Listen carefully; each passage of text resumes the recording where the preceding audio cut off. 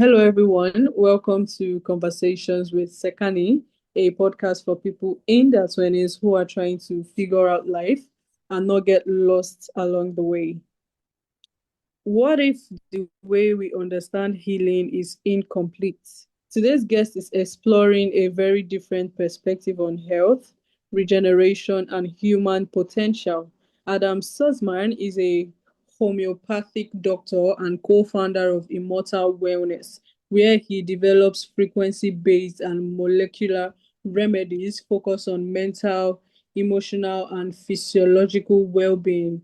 His work is inspired by one fascinating question: if nature can regenerate, what does that mean for us? Okay, Adam, welcome to Conversations with Sekani. It's a pleasure to have you here. Pleasure to be here. Okay, so heads up, we're diving a little bit into your 20s. So early on, what drew you towards health and healing? And was there a specific moment or curiosity that started it? Well, I was always interested in herbs, herbal Mm. medicine, and after going to university, I then went on to study medicine in Australia, but it's herbal medicine, homeopathic medicine, naturopathic medicine, because I knew there was something in the plants. I just couldn't figure out what it was, so I went to study it. But the work with the jellyfish was was quite different. The quest for like immortality has been one of the possibly the most ancient quest in existence. I mean, one way or another, we're all bound by that. So, when I discovered this creature, this immortal jellyfish, which is tiny, it's about the size of your pinky finger, just a nail, and its ability to regenerate itself. I got very curious. Now, as a homeopathic doctor, I've worked extensively with water and the memory of water and programming water in order to instill a message into water and then amplify it to the level whereby it's able to be consumed by people so that they can get a direct experience, almost a physiological experience from it. A lot of what I did was to amplify this message. People are familiar with homeopathy, and often it has the reputation of being quite mild. So I went out of my way to strengthen this message so that everyone who received it would receive it almost like they received a physical remedy. So that was the quest, and that was the creature, this immortal jellyfish, which is quite amazing because it has the ability to completely regenerate itself. So in the wild, it will either when it gets old or when it gets injured, it will send a message to its cells and it begins a process of basically it dissolves. So imagine if it was a flower, it will dissolve into mush and then turn back into a flower again. I mean, given that it's this tiny jellyfish, it can do that. It's kind of jellyish to start with. Um, but what interested me about this creature was not the chemistry of how that happened, but the fact that it sends a message of renewal, of regeneration. This is its way of ensuring its survival on the planet, that it can Mm. potentially regenerate endlessly.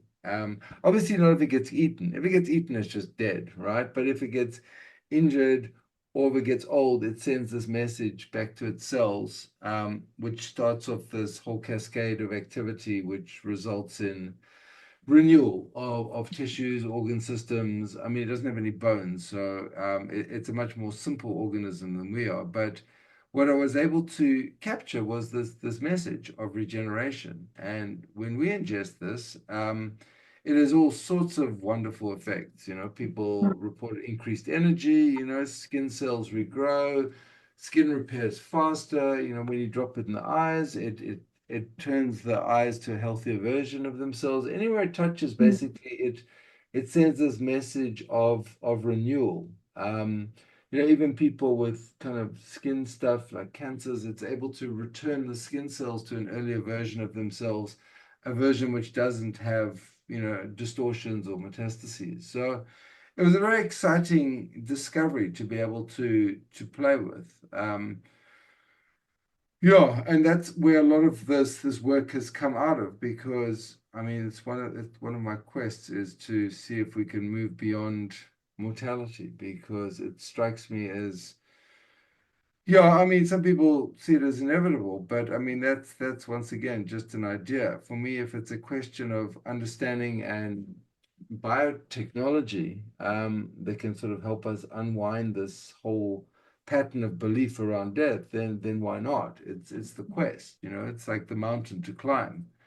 But what I came to understand as I worked with this is that the physical component of regeneration, of youthening, even this word was hard to find, to become Mm. younger, is just one component in in the equation. It's not like, oh, we just take the substance and the cells become younger and we become younger and then we live forever. There's all sorts of mental, emotional, conceptual memes that are kind of binding us into this Mm. story of age and death. There's the historical stuff, death and taxes, or as you get old, people start saying, "Oh, we're not as young as we used to be," or yeah, we're all getting old. It slips in these subtle memes whereby people kind of subtly acknowledge the fact that they're getting old, that they're going to die, and they reinforce it with each other. So, the more I looked at this as a subset of programs that were kind of designed to keep us in this aging process, the more I designed medicines, remedies around the different aspects, which might potentially bind people and find ways out of it. Some of my earlier remedies, liberation for one, closure for another, that's a later one, deal with this, the impact of patterning and memory and unfinished memory and unresolved memory, and how this plays a part in our aging and our slow demise. Because if we're holding a lot of unhealed trauma, unfinished wounding in our body, then obviously that's slowing us down, because it's like we've got, the oil in our car is when it gets super sticky, the engine doesn't work as well. This is the same kind of thing. It was like clearing out the different areas where we might slow down and begin to age. But I mean, age is not trivial, because obviously while I'm doing this, I'm aging. I'm 57, but I'm definitely much younger than I sort of my physical age, because I've been working on this quite, yeah, in a quite a determined fashion, because I realized that it's you don't just walk up to death and say, okay, I'm taking over. You kind of, it's going to be a fight. It's going to be a struggle, and it's really an unraveling of a lot of the concepts that we've kind of had to a large extent forced upon us, by society and culture and history. Which basically say you will get old and you will die, and there's nothing you can do about it. Maybe you can slow it down a bit if you exercise well and you eat well. But really, it's inevitable, or it's genetic. Oh, your parents lived a long time, therefore you'll live a long time. But at a certain point, you'll die. I mean, women also live longer than men generally across the board. So your chances, being a man, obviously worse, because they often tap out at mid 70s or early 80s, whereas women often go into their late 80s, 90s. Um, but so this is it's like it's a quest, it's a journey into the story of death, and like what it actually means, and why we feel this need to die, and if there is a way around it. With technology on the one hand, I actually isolated the protein message from the jellyfish, which it sends to itself. Now, Mm. the jellyfish has stuff we don't have. This immortal jellyfish, Turritopsis dawni, it has this crazy DNA which allows itself to liquefy itself and then Mm. intensively rebuild on the other side. So it's Mm. got a message to do that and then something to rebuild very quickly. But obviously it doesn't have bones or children or cars or mortgages or houses, or it doesn't have a lot of the structures we have, or bones for that matter. So it's process of liquefaction in order to return to this primordial jelly, these sort of undifferentiated stem cells from which you can basically bloom again, um, is much more readily available. So we have to almost pursue a different path. But what we can do with this is we can take this message, which begins the process of renewal of the cells. It can tell the cells to return to an earlier, healthier version of themselves, which means that a lot of the cellular aging, physiological aging, in terms of organ systems in the body, never happens. Well, it happens, but it happens much more gradually, which gives us more time to examine the other factors involved in this whole equation. And I thought I'd give you a moment just to, if you want to sort of answer some questions. It's quite a lot. All right. I actually enjoyed what you're talking about, but one thing I'm trying to understand is when we talk about longevity, right? Are we really talking about living longer or living differently? I'm talking about living longer, potentially forever. You know, Wow. I think the living differently is a part of it. I mean, we all know that, exercise and, they say sitting is the new smoking. It's like is as Mm, bad for you as smoking because obviously the body needs to move, it's designed to move, and if it doesn't move, it starts to age. mm, But all that stuff aside, there's still people who eat well and then they still die. mm, But I'd like to think that if it was a puzzle or a program that we have to take certain steps in the dance in order to move through the maze, and if we can do that correctly, then we can avoid a lot of the traps. Now, I think a bigger question is like, why were we designed to die in the first place? I mean, there's a strong mm, belief structure that one needs to die in order to perpetuate and move on. And I mean, I don't know if you're sort of running sort of reincarnation scenarios, stories, but even those sort of scenarios seem quite haphazard. It's like, oh, you die and then you got to be reborn, but you forget why you died, and then you got to go through with new parents and start again. And it just seemed to me quite random, like the thought that like everything I know now I would lose and then I'd have to start again. But I would somehow be, put in a situation whereby what I hadn't learned now, I would have the opportunity to learn.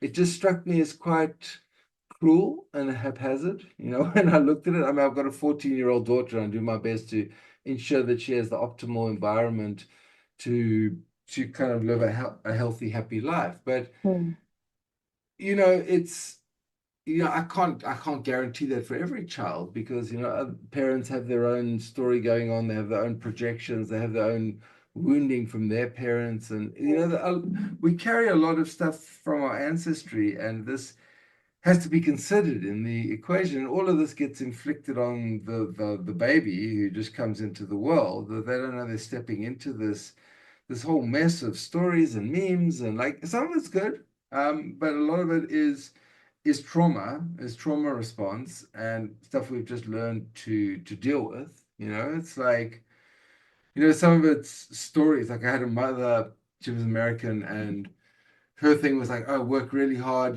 good Protestant work ethic, And then my father, on the other hand, he would be like, he'd go out and night gambling, and he'd make money like that. So I got very different messages about money, for example. But it's just I realized how all of this stuff is a program meme, and mm, if we buy into these belief structures of aging and death, then we will be bound by them. If we mm, choose that.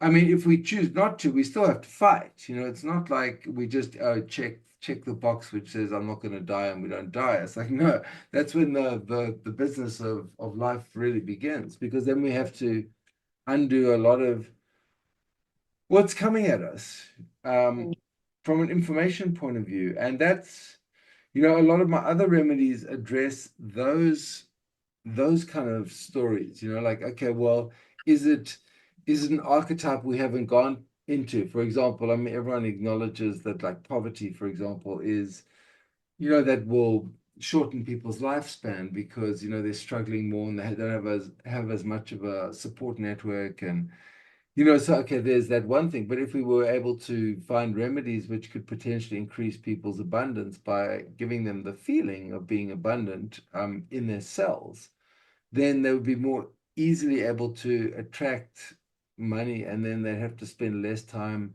running around just making ends meet. And then they could actually pursue this further. So, a lot of the remedies are dealing with different aspects of consciousness, of states, of karma. A lot of the first remedy I made was liberation, and that has to do with the unfinished relationships of the past. Now we all know what that feels like. One had a relationship and then it went bad and something happened, you never spoke to the person again. But somewhere in the body there's this unfinished story that we need to finish in order to complete, to let go. The image I had of it was almost like an arrow that had gone in and had been broken off and had just been sitting there, just frozen in time until I took this remedy, liberation, which was like the other side of the arrow, which allowed the story to complete in dreams often because the person's often gone.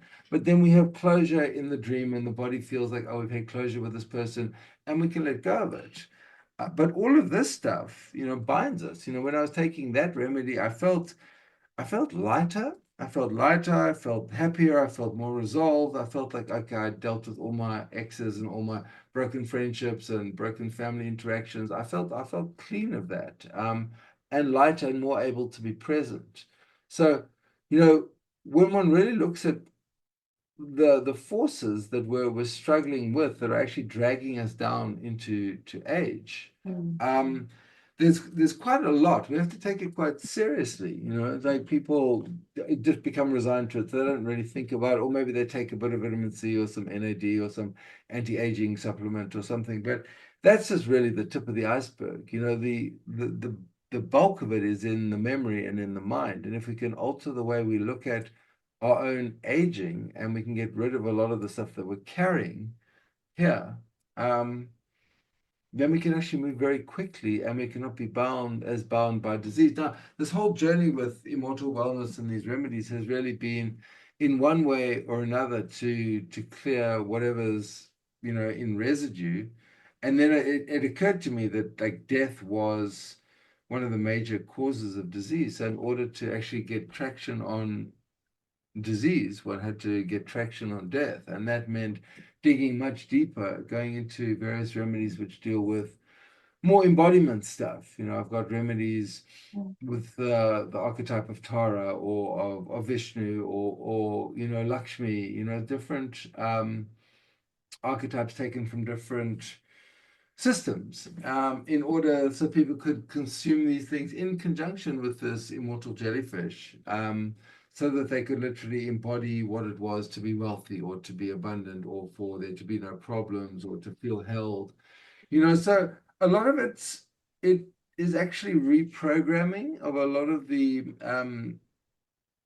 dysfunctional stuff we receive. Now, I'm not pointing fingers here at anyone in particular because it's pointless and useless. But when we receive a lot of these kind of teachings on how to live from parents, schools, society, it's like it's kind of understood or expected that they know what they're talking about. But I don't think this is in fact the case. I mean, when I look at my parents, like they didn't necessarily know what it was to have a happy life and be happy. They did their best within that, but they were bound from their history. And a lot of my journey with this remedy or these remedies is to unbind myself from a lot of the storylines that have come before me so that I can choose to do what I want to do and also not to pass any of that stuff onto my daughter, which would be the crime to me because like why would I do that, especially if I didn't sort of believe in that completely or endorse it completely. Why would I ever pass on that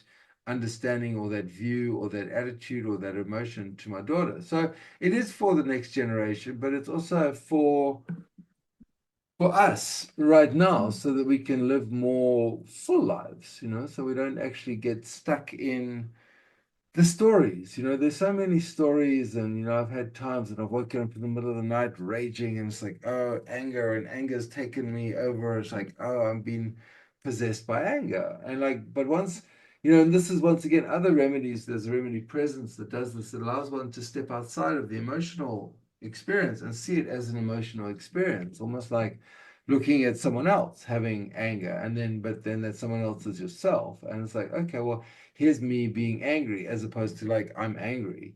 And when you can look at yourself like that, you can have a different perspective. Then it's much easier to drop these emotions. And obviously, the less we get caught in these things, the less we hold on to them, the less time we waste in that. And that's another example of like time that gets spent or wasted in being pissed off or revenge stuff on people, or thoughts of what you should have said in the circumstances, or what you would say again. And like all of that stuff is often just wasted. It's just time we spend in our heads just going round and round.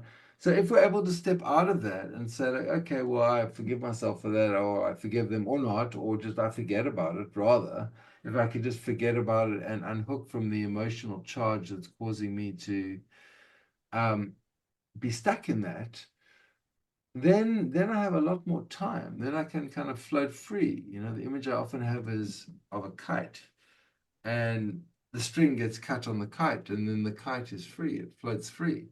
This is what a lot of the stuff feels like to me. It's like we're now free from the string that's pulling us down to earth, and we can go where we want to go, which is, I mean, it is after all of our lives. And I mean, a lot of the program we take on, we kind of assume is um reasonable because it comes from credible sources or narratives or media. But I mean, I think with the whole advent of AI, a lot of the credibility of information has just completely gone out the window, and we're not even sure what we're looking was even made by a human, or whether it's true or not, and we're just watching it and we're having an emotional response. But if we're questioning that, I mean, the next logical step for me would be like, okay, well, let's question your own responses to everything, not to go into doubt about it, but just to be in the state of like, okay, this emotion's arising in me. Is it useful? Okay, it's not very useful. I've had enough of it. Can I put it down? I mean, this is the hardest point.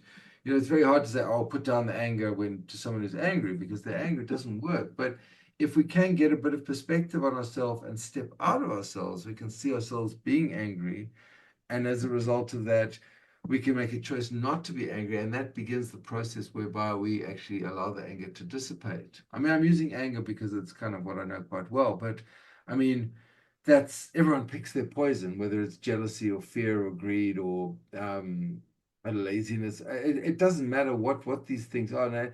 And none of them are inherently bad in themselves. It's just we don't want to be bound by them. My view is like someone cuts you off in traffic and you hoot at them, boop, boop, boop, and then you drop it. You move on. You don't like stay angry with, oh, that person's an idiot, and da, da, da, round and round in the head.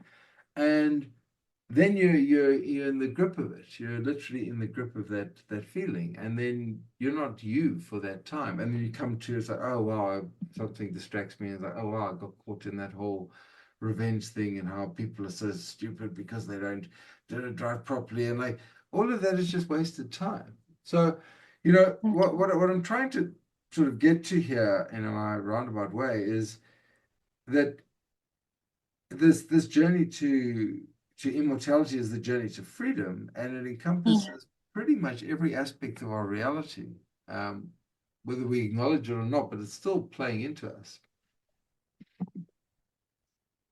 All right, wow. Okay, so Dr. Adam, I understand wanting to live longer, like the concept of immortality, right? But do you not think that there's a reason why humans are not meant to live long, right? I feel there's a reason why. And why do you think uh I does it matter that humans are not meant to live? To you, what do you think about that concept? Well, I mean, my response to that is like you could say humans were not meant to fly until we Hmm. discovered how to fly, and then we have airplanes. Humans were not meant to drive fast in vehicles, and now you can get in a Ferrari and go 0 to 100 in like 3 seconds. So what was meant originally. I mean, we start off with a basic story, but I mean, I think as our understanding evolves, my objection to death came out of the fact that, like, I am a believer in the whole concept of reincarnation, so it kind of made sense to me. But the fact that we didn't remember why we were being incarnated again meant that, wow, this is a haphazard thing, and we might get different parents. So a lot of the stuff is about finishing the attachments that we might have to come back for, Mm, doing it now, playing it out. And this remedy liberation does that. It does it out in dreams. You dream of your ex-partners and your friends have betrayed you. And, like, a lot of the stuff gets covered now. So we don't actually need to go into the next life to play that out and meet the same person who betrayed us and then betray them. And then they've got to come back and betray us. It seemed a bit mindless and pointless. Yes, we might have the feeling of revenge because we feel the urge to revenge on this person because they betrayed us in a previous life. We don't even know why we hate them so much, but there's just the feeling, and then we do, and then we feel better, but then they feel worse. It's very haphazard, this whole thing. So I think maybe originally, I mean, I'm no idea what kind of cosmology you come from. I mean, I come from a Buddhist sort of semi-Hindu background, um, but more Buddhist. But it's more to do with, like, we're here to liberate ourselves from desire and aversion. These are these things. It's like, pick the lotus from the water without falling in. And death is, what generally happens, like, everyone gets to the point where they're like 60, 65, whatever. They get to the point which is normally considered a time where wisdom will arise. Not that that's accurate at all, but it's kind of also another meme we get from society. And at this point, we then go off and pursue awareness, or we look more deeply into ourselves, or we consider the questions of life and death and purpose and meaning and whatnot, if we haven't before. But then all the health concerns kick in, and then we got to worry about our disease and, like, da, da, da, as we get old. So at a time where you want your faculties sharpest, they're starting to degrade. So whether it was done originally, I mean, if you want to go even further back, like, legends of, like, the Anunnaki creating mankind to mine gold on this planet. That's why they wanted them to reproduce a lot, and they wanted them to be finite so they wouldn't learn too much. So potentially our DNA was messed with. I can't speak to any of those things because I wasn't there, or maybe I was, but I don't remember it. So I can't speak about that. I can only speak about what arises in my heart as, like, you get called to do different things. You get drawn to things because it feels in your heart that this is the right thing to do. And it's like I've picked a fight with the biggest, meanest guy on the block, and I've now got to deal with it. I've found the hardest adversary I could find, death. And this is what I'm dealing with. And what I've discovered is that it's not even so much about the dying. It's about, like, well, what are you doing in the meantime? And what is draining your life? So even if one doesn't believe in immortality, one can believe in a life where you're less constricted by ideas and belief structures and time and history and ancestry and all that stuff. I mean, that stuff can be a benefit as well. But often, there's almost like this belief from the parents that you must follow in their footsteps on some level. So that kind of is a binding. Good parents obviously would free the child to do whatever you like, but many times someone calls his son Bob Jr., he calls his same name and he calls him just Junior. Or he's a heart surgeon, so he wants his son to be a heart surgeon, and the son becomes a heart surgeon, even though he doesn't want to, he just wants to please his father. Um, this is really, for me, not what life is about. Life is about, like, okay, finding what your great adventure is, or your purpose, or your reason for being here, and then running forward with it with as little baggage as possible.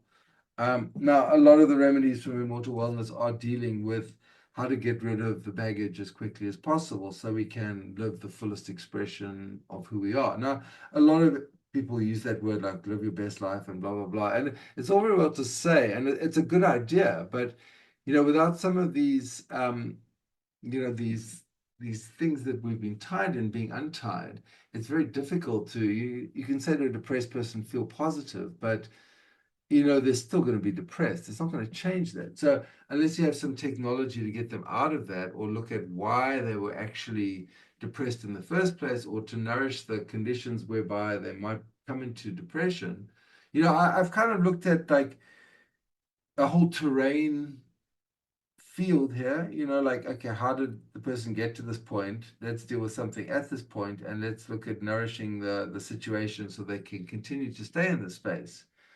Whereas a lot of Western medicine just deals with the problem right now. They don't look at the conditions whereby this whole thing arose. So, I mean, it's a big subject, but I do believe everyone needs to follow their heart, and this is where my heart, drew me to this challenge, just to see what I could do. And I mean, I don't know if I'll be successful. I assume I will be. I'm intending to be, but it's every week or every month I learn something new about the different faces of death and what potentially binds us. And I come to realize why people, especially if they have a very singular view on it, just like a biological view, it's like, okay, we'll take the supplements and do the exercise.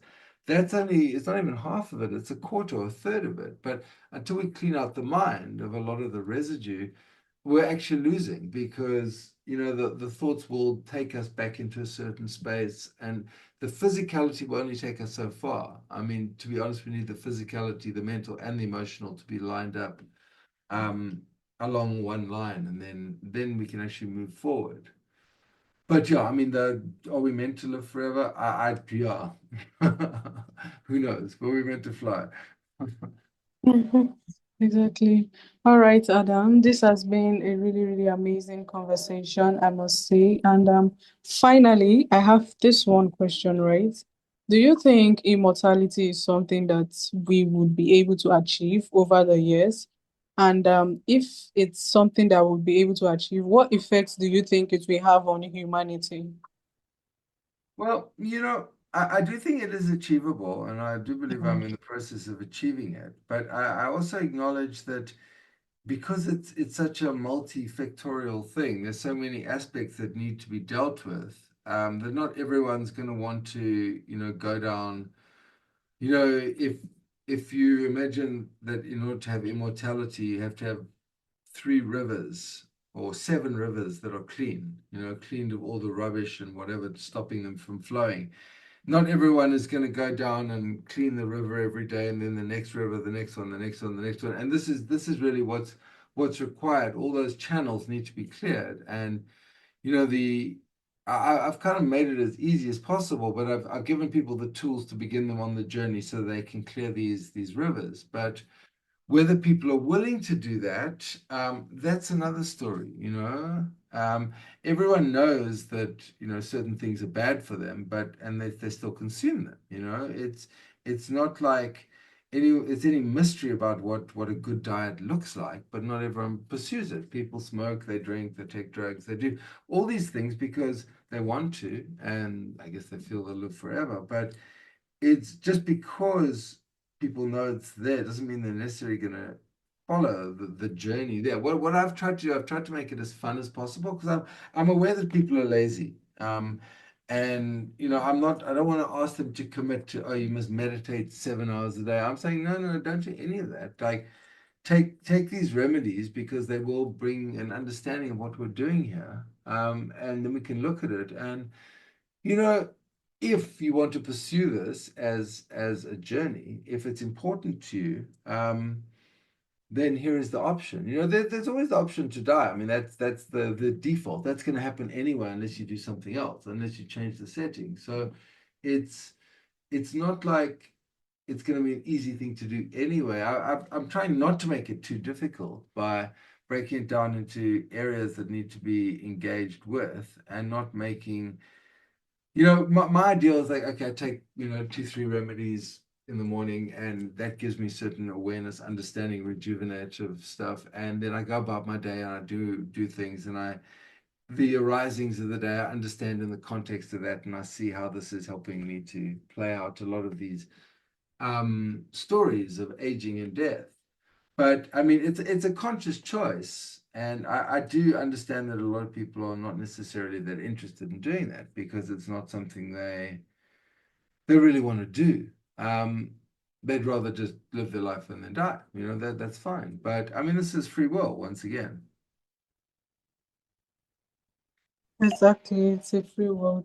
All right, Dr. Adam, this has been amazing, honestly, I must say. And yes, I've learned so much already that I would even have to go and re-listen to this because I feel like I still have a whole lot of questions to ask. I'm just looking at the time constraint. So if you don't mind, right, if you don't mind us doing this again, so we can do like a deeper dive into what we're talking about. That's fine. We can schedule another one. Or we can do it now, either or, whatever works for you. Okay, all right. So, thank you so much, Adam. And where can listeners get to learn more about what you do and your work? Well, I mean, where are you? What country are you in? Oh, currently in Nigeria. Okay. So if you're in Africa, so I'm in South Africa. So this is I've got a company here called Beyond Medicine, Mm, .co.za. And if you're in the States, it's oh, immortalwellness.net. okay. So those two sites will cover um, the bulk of the understanding, the teachings, and the vision, of like what is possible and where one can go with this. All right. Okay. Thank you so much, Dr. Adam. Okay, well, good to meet, Joe. All right. And to my listeners, thanks for tuning in to Conversations with Sekani. If this episode sparked something in you, just as it did in me, make sure to share to someone who you think might need this and also subscribe so you don't miss out on new episodes. Thank you, Adam. Do have a wonderful day. All right. All right.